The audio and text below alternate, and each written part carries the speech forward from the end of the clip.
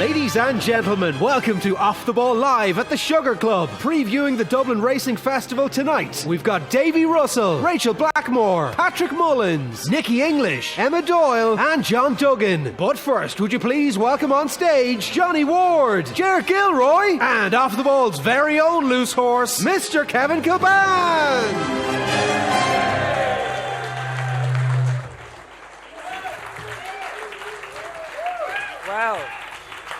Well, that's the first hurdle of the evening got over and we haven't fallen down, so that's not bad. Yeah, well done. Good Hello, the Sugar Club.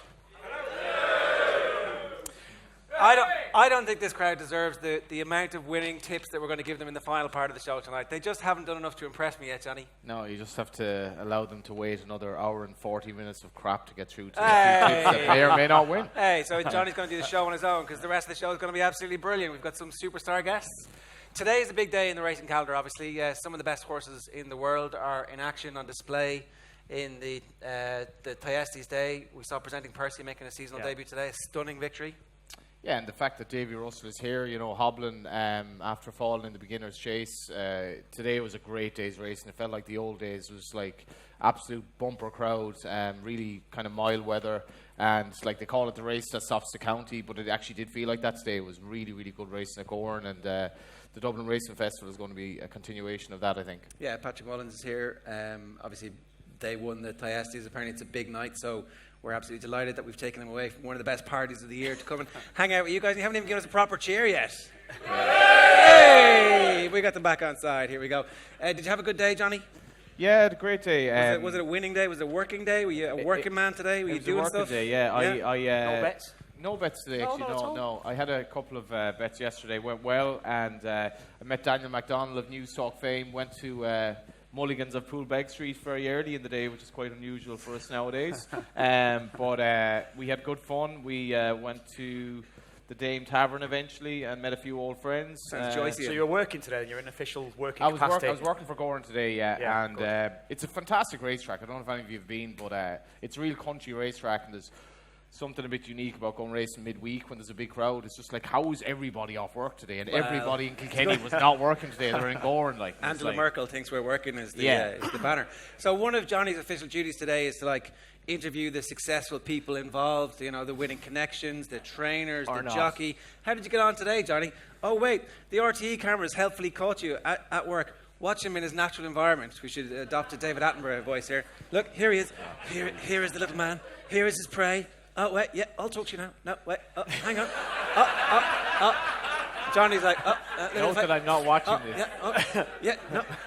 What's going on here? He's come around the back end of the horse. He's not said a word to you. That's officially a burn, Johnny.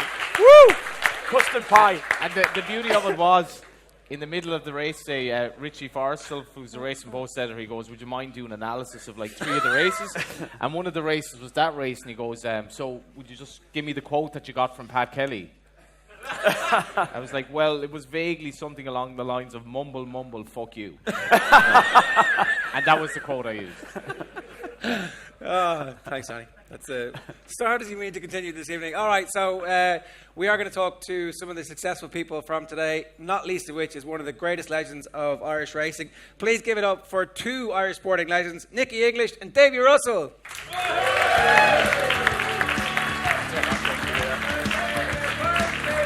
Welcome. How are you?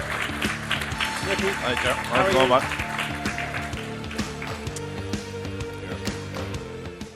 So, Davy, how are you feeling? A bit sore? A bit sore, yeah, but I need the money.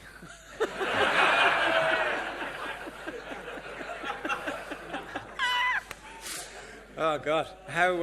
What was the fall? Was it the end of the day, or? Yeah, just in the beginner's chase, I just got a bit of a slap there and landed a bit awkwardly, but not too bad. Okay, so not a bad day otherwise, though. Presenting Percy back out.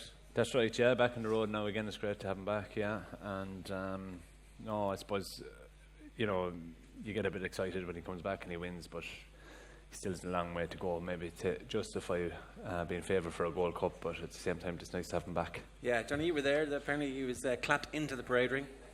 Yeah, it was like, I was kind of making the analogy piece I'm right at the moment. When Denoli was running, I think he ran in the Hennessy in 97, People really warmed to him, and it was kind of like when Kilkenny hurlers were really dominant. People, a bit like Dublin footballers now, John Small actually.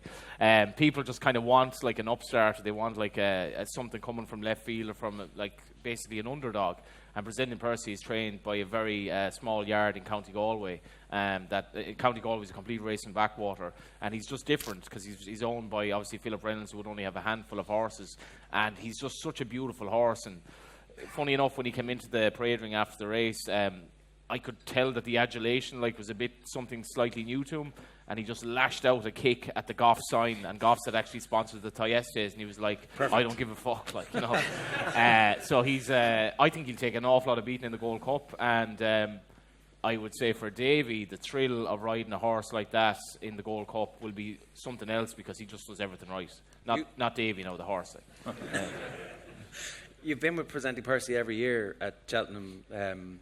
2 years ago, it doesn't completely destroy the field. Last year, a bit of controversy in the build-up with the handicapper, and then completely pissed home. It was like one of those wins where you're like, wow, this is amazing. So it's been a roll the whole way along. It must be amazing to be with the horse the whole way through something like that. Yeah, that's right. I suppose, we are quite hard on the handicappers at times, because you're always wanting to get a few quid or a few pounds.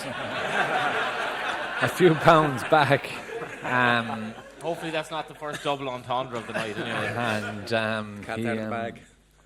I thought he was very hard on Presenting Percy, but then again he's a bit he never really impresses you in a race. He just wins, and but the handicapper saw maybe a bit more than I was seeing.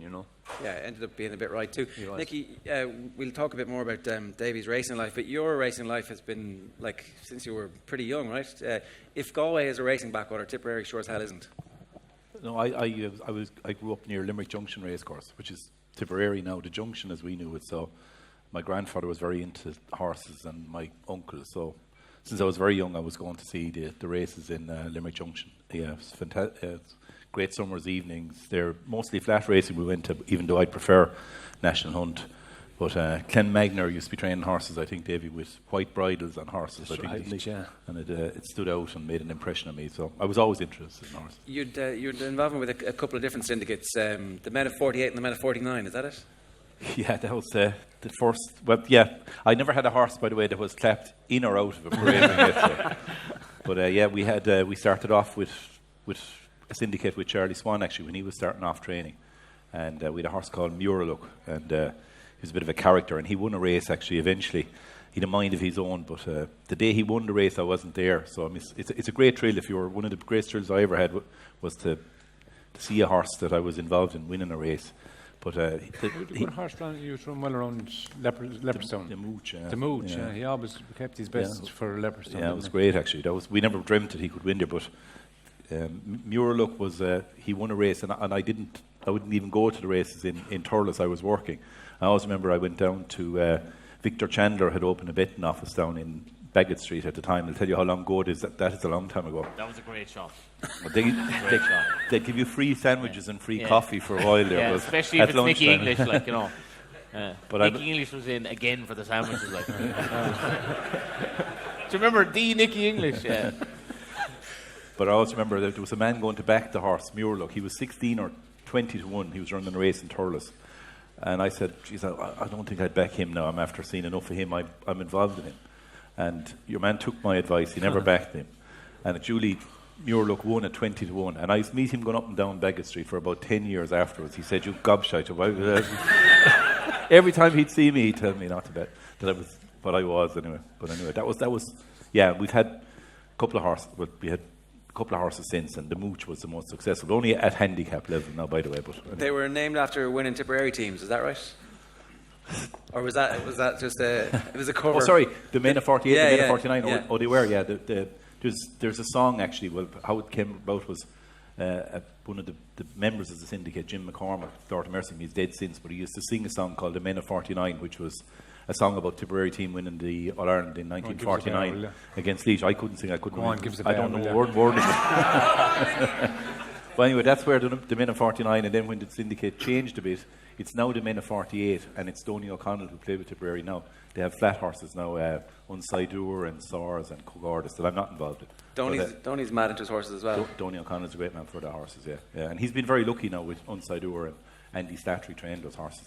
They've been very lucky, yeah. Yeah, there's a huge hurling and football crossover that you don't really see until actually an event like the Hurling for Cancer charity comes along, and then suddenly all these lads come out, and actually they're not just there for the charity, and obviously they are, but they're also there because they're racing fans as well. Maybe you're aware of this, I don't know, that there is the kind of racing is a sport that attracts people from all different sports. It does, I suppose. Look, sure, we're all sports fans, really. You know what I mean? Like, who doesn't know Kevin Kilbane? Do you know what I mean? And there's many. And who Nicky English, like, for a fella never kicked the ball in his life, and he still kicked the ball into the back of the net above in Crow Park. But like, me growing up, like, I knew who Nicky English was, and then to see him in a parade ring at a race meeting, like, twas you'd be in awe of it. You know what I mean? And I don't know. I suppose GAA players probably watch the racing on the television, and they see us in and they like it's just a connection there. But it's a rural thing as well, I suppose. And I suppose we're a proud country, and we're very good at GAA because we're the only people that play it. We're world leaders at GAA, like. and we're not so bad at horse racing then. So, you know, I suppose it's connected. And look, growing up for me anyway, it was, you'd go to Park Equive of a Saturday, and you'd go to a pint of a Sunday, or you might go to a club game or something, and you'd go to a pint Sunday, and you'd meet the same fellas that you'd meet in the park. You'd meet him at the pint Sunday, and one you'd bounce off the other, and then you might go to Thurles, or where you meet him again, and then it just became, people were just, I don't know, there was everywhere you went, there was the same type of people going to both events. I think the connection as well with hurling and racing is that they're generally performed where the land is quite good. So it's kind of like the south of the country is where, like, you know, obviously hurling is generally played with the exception of Galway, where the land is good, and racing is like that as well. It's like basically that they're linked for a reason. Kildare is the best land in the country. Not the best hurlers.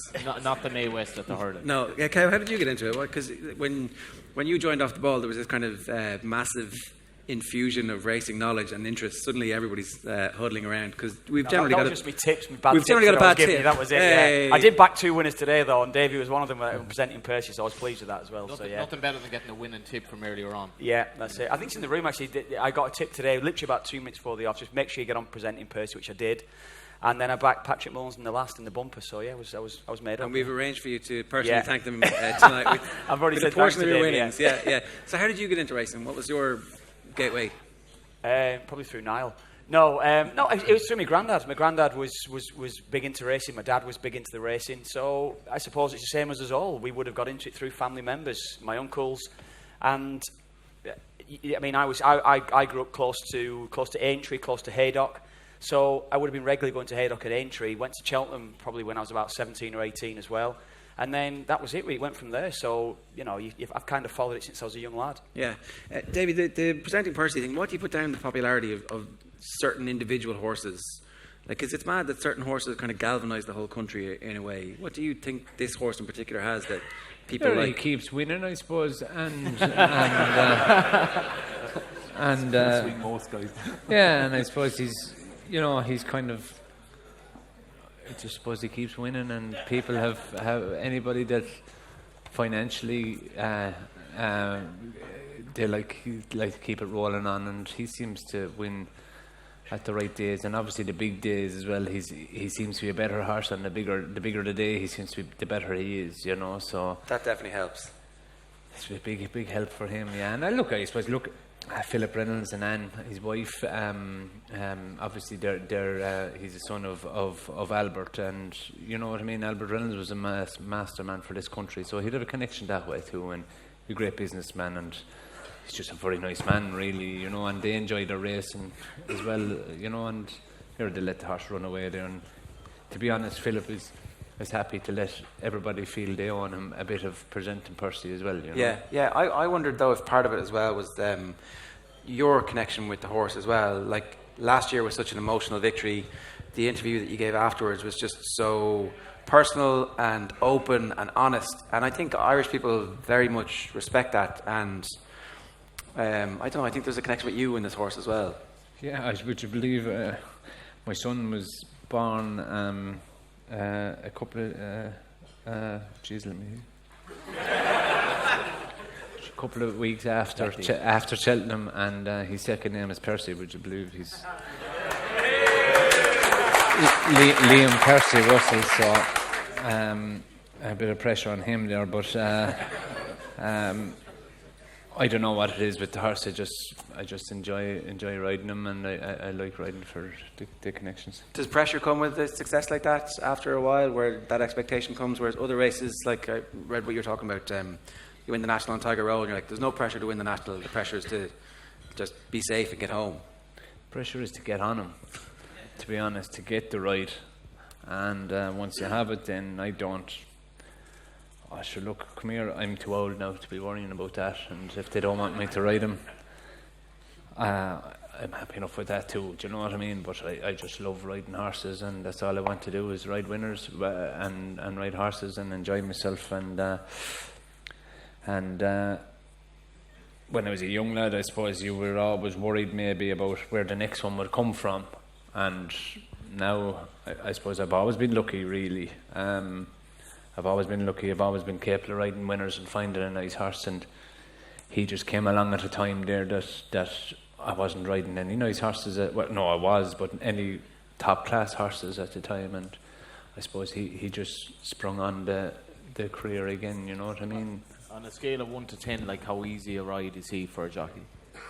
Oh, very straightforward. He's a fantastic horse to measure. He jumps there, and he travels well during his race, but at the same time, he can over-race at times and he can under-race at times, if you know what I mean. But he just seems to be better on the bigger day. The bigger the crowd, the more excitement he seems to rise to it. And but he doesn't.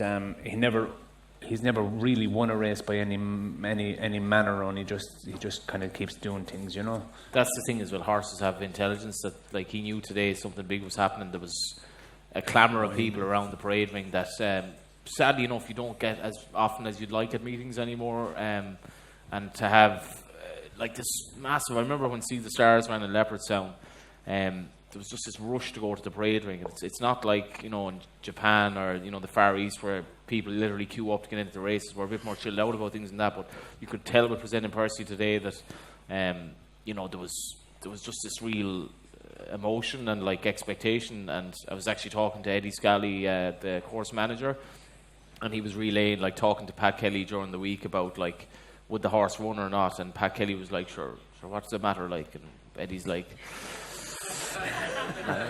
matters a fair bit, like, you know.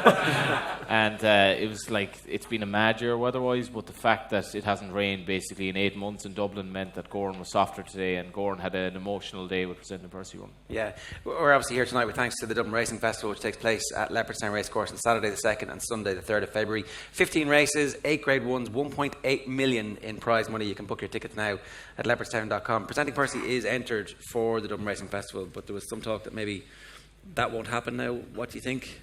Well, could. I wouldn't put it past Pat to Horse will tell him whether he's okay. And to be honest, I suppose he's come this far and waited for the ground. I suppose the ground seems to be a little bit drier in Leopardstown than anywhere else, and whether he'll chance him there or not, I don't know. But I wouldn't write it off now. Okay, right. Definitely wouldn't write it off. I don't know, did he ever run there?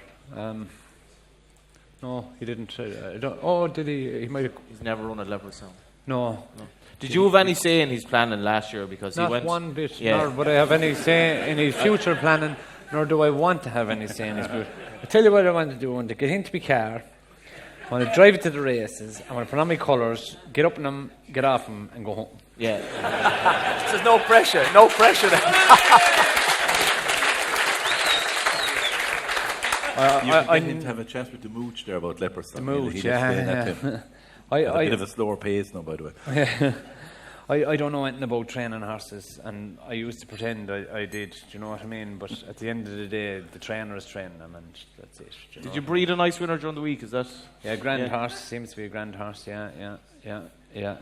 Davy's playing this down. This horse was actually a Kevin Kilbane tip that won during the week in Britain. He's a half brother to Relegate, who obviously won the champion bumper last year, and looks a very, very nice horse. Which one was that? Mam Trasna. He's a grand horse. Yeah. My tips are not normally that good, I can assure you, honestly. If like that's decent breeding, this is a smashing horse. Yeah, no, a lovely horse. Yeah, I'd say he'd be a grand horse. We sold him as a foal, and he had a nice first run, and then he obviously improved from that. I'd say he could be a horse to go on maybe and jump a hurdle in time. What kick would you get out of breeding a horse that could be? Oh yeah, great. Sure, we had the fortune of breeding a relation of his was Colonel Braxton, who was a very, very good race horse. He won a Grade 1. Norman. That's right. Yeah, for John Magner, and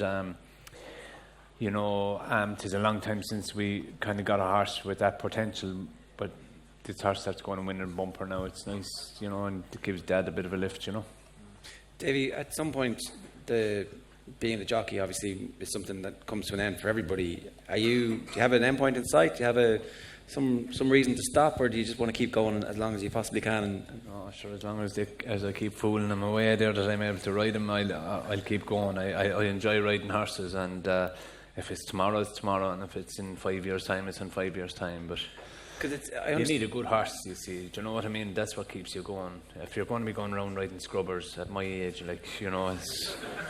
that's not fun. But the fun goes out of it then, and I suppose it's the same with the likes of Nicky or any player. Like if you have a good team around you and you're winning, and you'll keep playing, and when you don't, the old fun goes out fairly fast, I'd imagine. But I'm having plenty of fun at the moment, anyway. The thing is, it strikes me though that the thing that makes you a great jockey is experience and horsemanship, and it's not just the physical strength and the agility. Like, those things are obviously important to a certain degree, but mostly it's your ability to read a situation, know what's happening, and that's something that improves presumably the more you do it. Yeah, unfortunately, for a national hunt jockey, your time kind of runs out by the time you realised what you should have been doing all along. It's nearly over, do you know what I mean? But I don't believe that.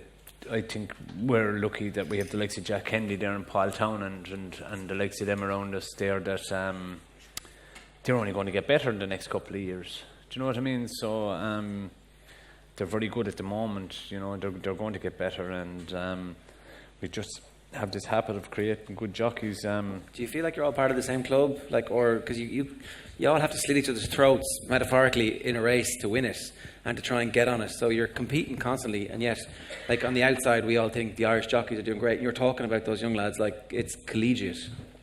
Oh yeah, I wouldn't like anybody to say anything about them now. To be honest, they wouldn't give an inch, or you wouldn't ask for one. So there's no point in expecting one. But at the same time, you must have a bit of respect for your colleagues. And look, I can beat them, and I know I'm capable of beating them. But at the same time, you'd be ending up in the back of an ambulance in a heartbeat. So there's no point in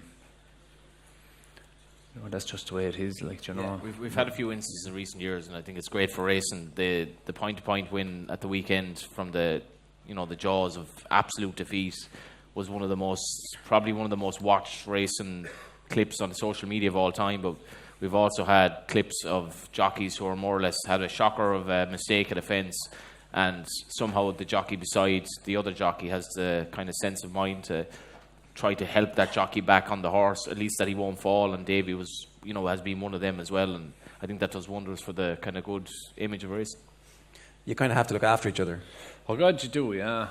It's not. It wouldn't be much fun now when you're going at 35 mile an hour at 20 lads and they all want to choke each other. Do you know what I mean? You must have some bit of respect for your fellow man, but at the same time, when it comes maybe half or three quarters of the race, from there on in, you're on your own, really. Be some crack if you were jumping the last, and he was kind of half thrown off the horse, and you're like, get him back up, give him a push. But I don't know what it is. Look, come here. you know, we all go to each other's weddings and we all go to each other's funerals. You know what I mean? It's just the way it is. Yeah. No, it's a community. We've been talking about that the whole way through, that we've been doing these shows on Fridays, Johnny, that there is a community out there that looks after each other and kind of understands that unless they work together, this thing's not going to get bigger and better. Yeah, but isn't it the same with them GA teams? Like, I'm sure it isn't. No, racing's a total cocoon in the sense of like it's basically you meet the same people over and over. Whereas if you play Gaelic games, like you train with your club or whatever, and you know you'll play against the opposition, and you might meet them here and then. But racing, if you go racing, like most days, you know the people who are there. And you know, I texted Pat Smullen before I came on the show just to ask him how he was keeping, and he's like, "Oh, I'm in great form." And you know, I said, "Will you come on the Off the Ball racing show soon?" He's like, "Oh yeah, absolutely, no problem." And the way racing rallied around him, and the way racing rallied around, you know, Jamie Codd when he lost his brother Willie, and this is only in the past year or so, you know, would make anyone be very proud to be involved in it. You know, they're all kind of, they're all fighting a war while they're at the races, but ultimately they're all great friends. And, you know, when you go to a racing funeral, I remember, I think when Desi Hughes passed away, it's amazing the amount of racing people there, and they're all fighting for a win, but ultimately they're all fighting together. Yeah, no, that definitely comes across as well. Davy, when you have a fall like the one you had today, the physical toll that it takes on you, how long is that taking you to recover from these days? Sure. I don't know, I haven't broken a bone in a couple of months. But Actually, I think it's unbelievable when you hear, we talk about injuries in GA and injuries in hurling and all, but when you listen to the way the jockeys, of unbelievable admiration for the way they just talk about broken bones and broken ribs and popped ribs and punctured lungs, like they're just like a common everyday cold. It's just unbelievable, really, the way they get on with it, a great attitude, really, to get on at the next horse. We don't really need our bodies as much as the GA lads do, if you know what I mean. There's Dennis Walsh rearranging your face.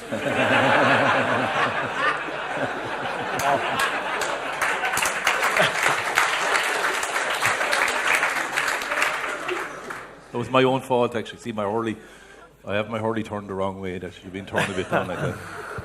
This is 87-ish, is that 90, from? I'd say that's 1990. Is it 90? Yeah. Cork did the double that year. Why didn't you wear a helmet, actually?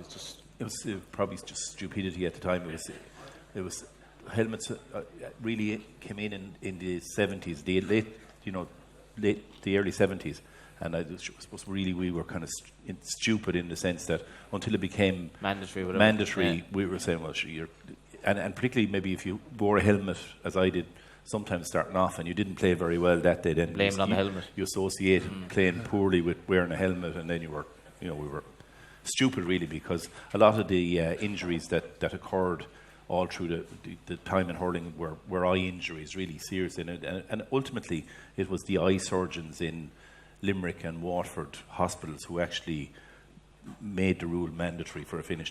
They were the people who really drove the campaign to make helmets compulsory. And sure, look, nobody knows it any differently now, and it's hard it's hard to imagine like that's not that long ago. Yeah. Well, they put the soft soccer boys to shame, don't they? They do. The jockeys and the GAA boys, honest to God, we're a shambles, total shambles, us boys. Yeah. I wouldn't like Mo Salah riding in the beginning days. I don't want to sound like a jockey now, but interestingly, that looks a lot worse than it actually was. Because it was you remember it? I do. Well, yeah, it was only just a flesh thing, really. There was no, there was no break there or any damage, really. What was the worst injury you got? Again, it was my own fault, but I went when I started off in 1982. I went to block down someone. I really wasn't that experienced, and I just took the ball and I took the full force of the hurley straight up here, and it did a lot of damage, really, to be honest. Well, one of the still here anyway. One of the time he done the most damage was when he was cycling a bicycle with his wife. Oh yeah. And her shoe got caught in the spokes, and he was out over the front of it. And that's a fact. We were at a function. So Davy and I were at a function for Dr. Con Murphy, who's been the Cork doctor since 1976. Yeah. Last Saturday night, and so Dr. Con was my doctor since I was in UCC, and he's looked after me in hurling terms for a long time. But the first time he ever stitched me was when shortly after I met my new girlfriend, now wife, and we were cycling down a hill in Cork, and she was on the bar of the bike. You never see that anymore, obviously, either. And for whatever reason, no helmets. Her leg went back into we didn't wear helmets playing hurling. We were hardly going to wear them.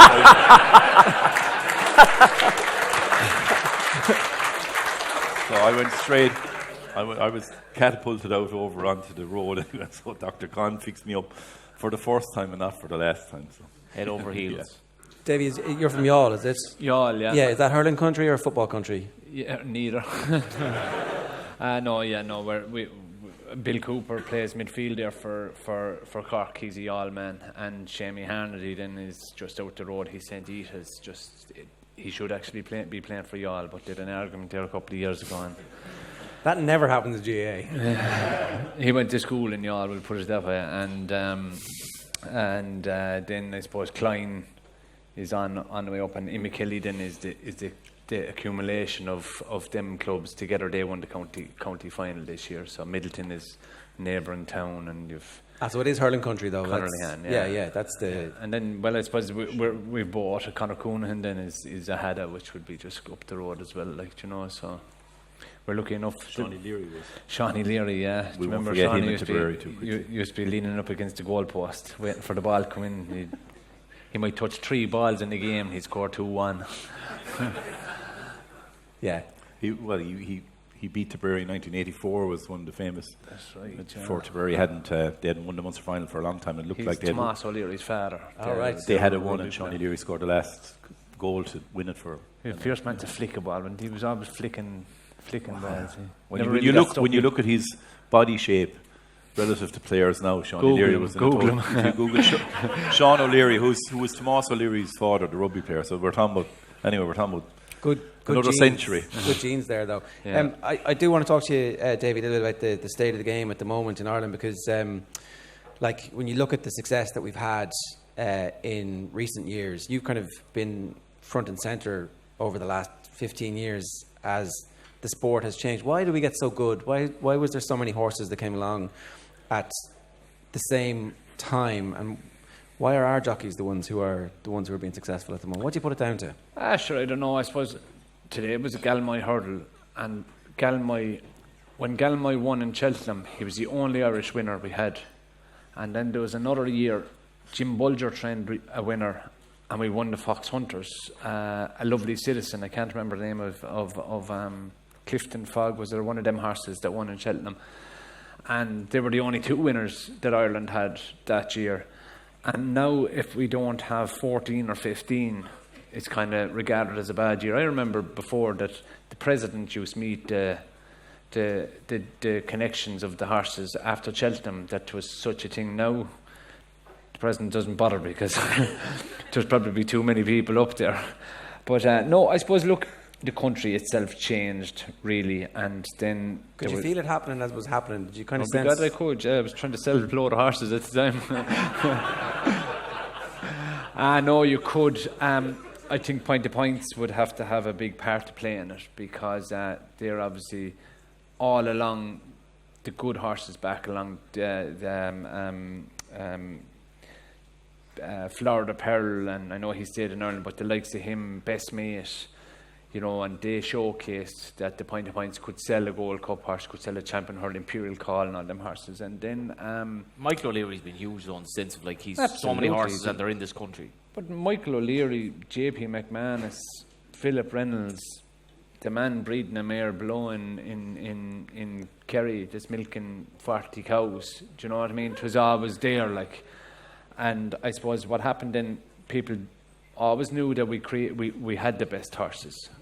So we were selling them to England for quite a number of years, and the best of them were being sold to England, and the ones that remained in this country then, were the likes of Galmoy or Lovely Citizen, or the likes of maybe a horse off the flat or something, were good enough to go and compete in Cheltenham. And then I suppose there was a new crest of owner came along. Obviously JP was always there, and he was a huge supporter of Point to Points and up along anyway. And then the likes of Jigginstown came along, and I suppose when I started with Jigginstown, they were quite small, and they grew, and as Jigginstown grew, there was an awful lot of owners came in a flourish there and the whole thing grew together.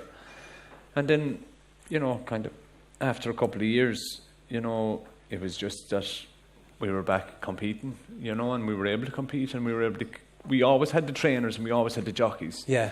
And it's a culture in Ireland, most farms when I was growing up, or most people, you went to a riding school or you had a pony at home. Do you know what I mean?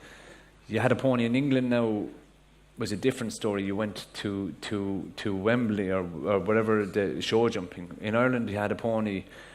You went hunting, and I suppose there was a lot of flapping and pony racing, and that was a step forward. And then there was always jobs in racing. Well, I was going to ask that. Did you know as a kid that you were going to be able to make a living in horse racing? I couldn't care less if I was getting... I could tell you about the first job I had. I got £20 a week.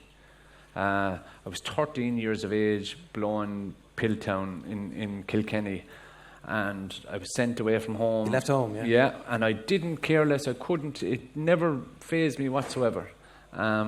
Frank O'Brien, Tony O'Brien, Kevin O'Brien's father, I went down there, lived with him, got £20 a week, and if he didn't give me the £20, it wouldn't make any difference once I was riding horses. Was that like for you being scouted by Man United a little bit? Like, this is your dream come true at 13, you've decided, you knew exactly what it was. And that was it from that point. That was all I wanted. It was the money. The money didn't matter. As long as I was riding horses, I didn't care. Or doing anything with horses. It's mad though, isn't it? Well, yeah. like as a 13-year-old, you make this decision, I'm going to go and do this, and then your life changes forever as a result of it. That's right, yeah. And, I went riding pint to pints. When I started riding, I started riding pint to pints because, look, obviously I want to be a jockey, but I was never going to turn professional. I was never going to ride the winner of a Gold Cup or a Grand National. I was happy enough riding the winner of the Confined in Tallow. Do you know what I mean? And that's what I wanted, and that's what I got, and I was just lucky enough to get the opportunity to turn professional. How did that change? What was that decision? Sure, I didn't ever think it would happen because it was always a bit heavier, and I wouldn't have turned only for the man that I turned professional for. He had 120 horses and I got free rein to ride them all. And I worked on my weight and I got a bit lighter and things, and that's the only reason I turned professional, because I had a huge amount of horses to ride. Now, I wouldn't have turned professional if I had 5 or 10 horses to ride. But they're doing it now. There's young lads turning professional now, and it's a little bit worrying that there's no young lad that has a talent that can stay riding in Point of Pints for a number of years. It's just changed. The whole scenario has changed because at 16 they're turning professional and they're earning a living, and they're probably right, but at the same time maybe the quality of rider is suffering a little bit for it. They're probably not getting the grounding that we got as young lads, and a bit of hardship. What you did with Ferdy Murphy is pretty much unheard of nowadays. To go over to Ferdy with the background you had, that just doesn't happen anymore. No, sure. Look, they're all turning there at kind of 16 and 17. It's just changed. It's just that's life changes and things change and you move and you go. The only high profile change from amateur to pro in recent years was Rachael Blackmore, and when Rachael went pro, I remember being in the press room at race meetings and lads were like, "This girl can barely get a ride, not to mind a winner." As a pro, or as an amateur, and she's going pro. Has she any idea what she's doing? She's an absolute nutcase, and now she's verging on being champion jockey in Ireland. She's a nutcase anyway, no, but she wasn't such a nutcase turning professional. Yeah, she was. Yeah, and a credit to her, but she has worked. And when I was an amateur turning professional, and I'd say it's the same maybe with the likes of Nicky, playing for your club and playing for your county, or playing for. In soccer, the same. When you're making it, I had to improve enormously. What were you as a rider riding for Ferdy compared to what you're like now? Tough. I'd make Ferdy Murphy champion trainer if I was riding. If I was able to ride the way I am now. What age were you when you went to Ferdy? 22. I was probably 23 maybe. And it was daunting as well because you were moving out. of what you knew. You were going to England and. You had to get used to riding completely different tracks. Absolutely. Yeah. I had no idea what I was letting myself in for. and I wasn't prepared for it, and it took me a lot of time to make the step from being an amateur to being a professional. The lifestyle. I thought the lifestyle was going to be different, to be honest. I didn't think I'd have to work half as hard, and I thought there'd be an awful lot more money, and there isn't. There's half the money and there's twice the work. And why did you stick at it then when you found that out? What was the... Because that's the bit where... I was gone at that stage, and I'd only one... I remember it, look, I was told... Some people told me not to turn and other people told me to turn, and one man said, look, you're a big fish in a small pond at the moment. He says, you turn professional, you're a small fish in a big pond. And sure, that was like a red bull to a rag, a red rag to a bull. And I just wanted to prove a point. Sure, I wanted to prove a point. I wanted to ride. I was waking up every week riding winners after there was an amateur. And I suddenly turned professional, and every day I went racing, I didn't ride a winner. I couldn't understand that. I just wasn't good enough, so I had to improve. You just had to get better, that was it. You got better or you went away. And like this, the soccer player, Kev, that like you, that was like this underage stardust, and you go to the big club, and like of all the players that have gone from Ireland, maybe 98% whatever don't succeed, but Davy went over as this kind of like prodigy, and between the Jigginstown job, kind of getting that job, losing that, and between what happened with Ferdy Murphy, he's an amazing example of what you do when things go wrong. You either go on a downhill spiral, or you're like, well, what can I do to improve? I wouldn't be half the ride I am now only for the Jigginstown job. That pushed me on through, you know, and I wouldn't be half the rider I am now without Ferdy Murphy. So all them steps along the way, and I wouldn't be half the rider I am now without losing the job, or whatever you want to call it. I never really lost the job. I just... Yeah, but you didn't lose the job because you didn't have sour grapes. Like, so if he was riding in Tremor on, was it New Year's Day, and I was there that day, and I remember, like, he got a hell of a reception. I think he rode a double that day, and it was one of these, like, when I was working the racing boats, you went to the gaff tracks, and a lot of the time you weren't fully invested in it because it was average enough racing. And Davy that day, I remember the reception he got, like, for a run-of-the-mill card. Everyone was back on the track as well, you know what yeah. I mean? And I always remember the story was told in the sense of Michael O'Leary. He asked me to go for a cup of tea, and that was the outcome. And a few years later, there was a Q&A with Gordon Elliott in the paper, and obviously Gordon is like basically the mainstay of the Jigginstown operation. And he went up big time, my estimation, because it was like, you know, what do you eat for breakfast, blah, blah, blah, blah. What's your biggest fear in racing? And he goes to be asked to go for a cup of tea. Mm-hmm. What was Tremor like that day for you then, going home to your home track and having the warm embrace of your own people at a moment of difficulty? Yeah, but I always had my family at home, and they were never going to go away, so unfortunately for them, they had to stick by me. And sure, look, I spent my childhood traipsing around the country at Point of Pints, and you know, when you're involved in the game, you know, people, and I don't think I ever really done anyone any harm along the way, so they were kind of, look, come here, life is full of its ups and downs, and laugh when you're supposed to laugh, and you cry when you're supposed to cry, and that was just the way life went. And I was lucky enough, like what Michael O'Leary has done for my career is phenomenal, like, you know, absolutely phenomenal. Like, I wouldn't be half the rider I am. I'd say not many people would have the interest in listening to what I have to say without, and I just think that maybe you can be a little bit hard on them bigger organisations because of the size of them, but really at the end of the day, they're mighty men for our sport, and you know, they're like say JP and all them people that invest. And you know, I'm a little bit hard on the media are a small bit hard on them because they're taking the fun out of it a small bit for them, and I don't think they should. I think the media should just make it a little bit more enjoyable for them people, you know what I mean? Because in what way? What are they doing? Is it criticism of them? And well, not criticism of them, but it's criticism that maybe it looks like certain people are taking certain, you know, trainers are training too many winners and owners are having too many winners. And I tell you one thing, to be a lot worse if there was none of us training winners. That's the mad dichotomy racing, because I remember Tony Mullins had a piece in the Irish Field where he was like, there's no way, like in handy, say in today's yesterday's 14 of the 18 runners were either trained by Gordon or Willie, which is not really a satisfactory situation for the grassroots. But Tony had a piece basically saying that there should be a cap on the amount of horses and any particular owner can run in a handicap, and it was quite high profile thing. And Tom Mullins basically had an article in the Irish Field quite recently where he also kind of had a go. And I remember there was a lot of acrimony at the time between the O'Learys and Tony Mullins for his comments. Racing is such that because you literally meet these people all the time. I was there in the parade ring today, and who was there laughing and joking to each other? Tony Mullins and Eddie O'Leary, and I was just like, this is a mad game. It's like these people were at each other's throats whatever it was a year and a half ago, and now they're below and Goran just having the crack before the Thyestes. Yeah. And it's just there's no other sport that happens in. Well, it is that balance that we talk about as well. If you didn't have those owners investing all that money, these horses wouldn't stay here, and the rising tide wouldn't lift all boats. So Michael O'Leary has been insanely good for racing in this country. And JP now as well, the likes of JP McManus and even Coolmore and John Magner and the input they've put into the game as well is huge. You know what I mean?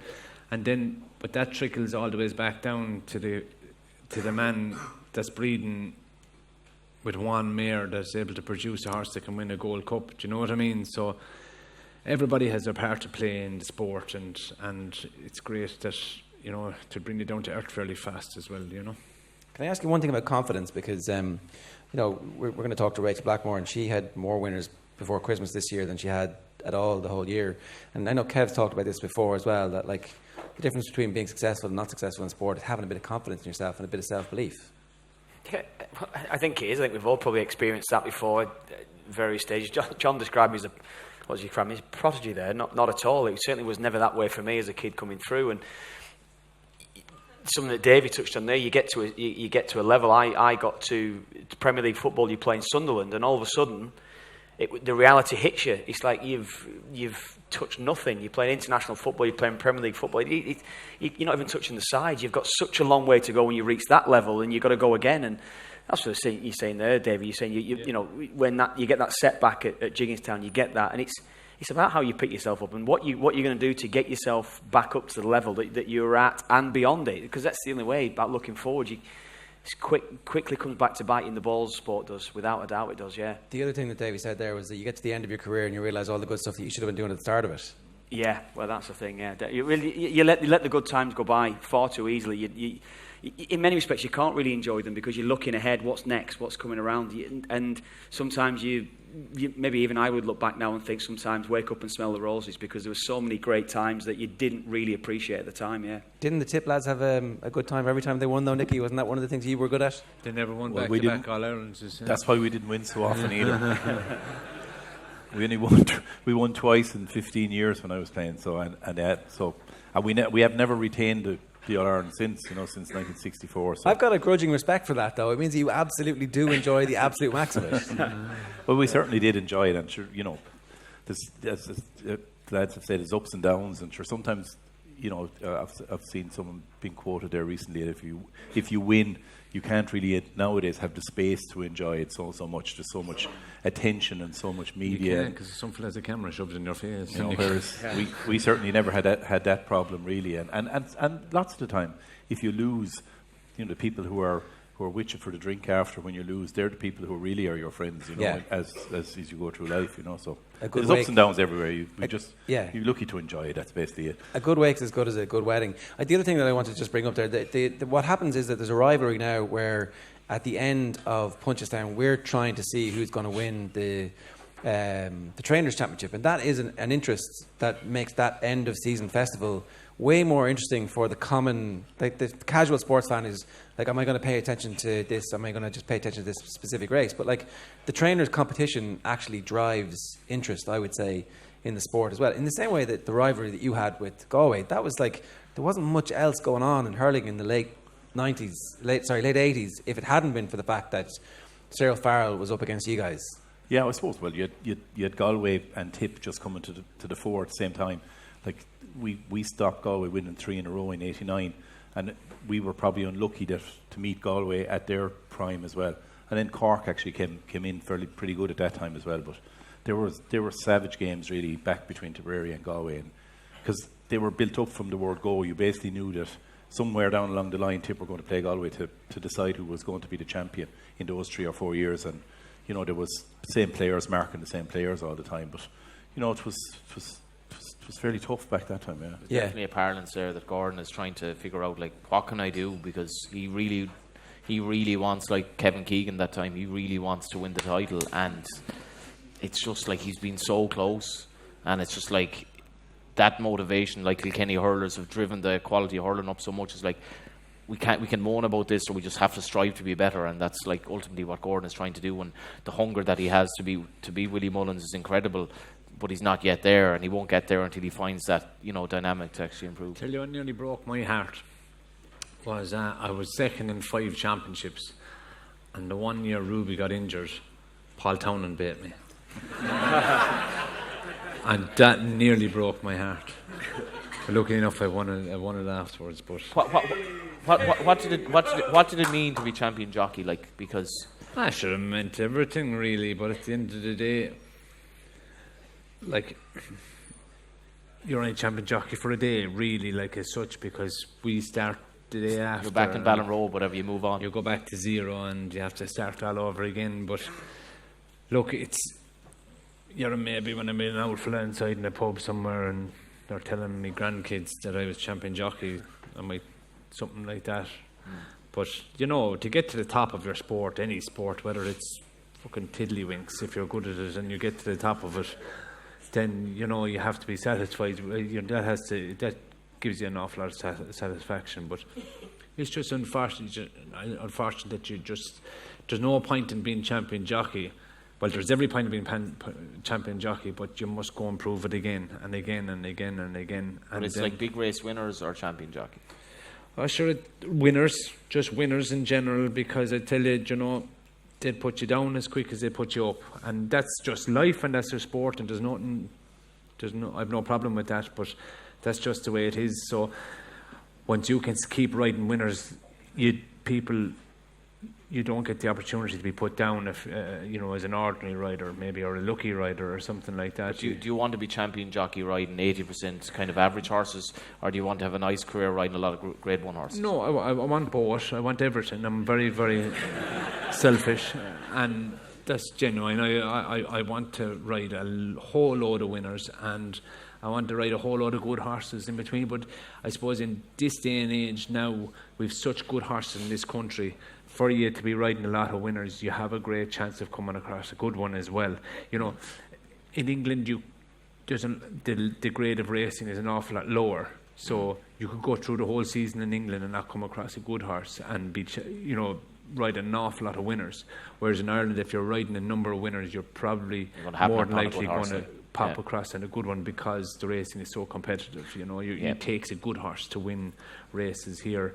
So you're going to pop across a decent horse somewhere along the line. I don't think people appreciate that, how good Irish racing is. It's like we just accept it at this stage. Like, we might be world leaders in hurling, blah blah blah, but like our racing is so good. And granted, we've had help from governments going down the years and all that, but we should be very, very proud of that, because we are world leaders and we're punching way above our weight. Yeah, I was looking through the winners at last year's Dublin Racing Festival, and there's some very impressive names that that in and of themselves on the day have beaten other really fabulous horses that we all kind of know, the ones that resonate with names. We'll talk a bit about that a little bit later on. But Ireland is a special place that we can have a huge race course like Leopardstown in the middle of the city, of our capital city. And would you believe it's a little thing that's missing in Cork?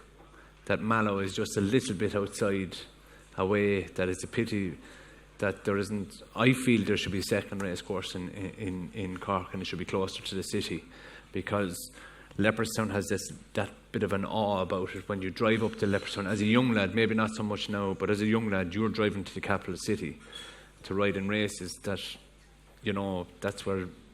that's where you wanted to ride winners, was around Leopardstown. You see all the dog tracks now. There's no dog track left in London. because like the real estate is just so much to have a racetrack in Fox Rock. That's like right. people need to think about that. Like there was a racetrack in the special Phoenix thing Park. now. It's a special thing, and It's a special there's a thing, racetrack in the Phoenix Park, which would have been my local racetrack where I live now, and it's just a massive regret that that isn't there anymore. Because I can just imagine, you know, you're a Friday evening, you finish work, first race at the park is 6 o'clock, and Good you out go out night. there.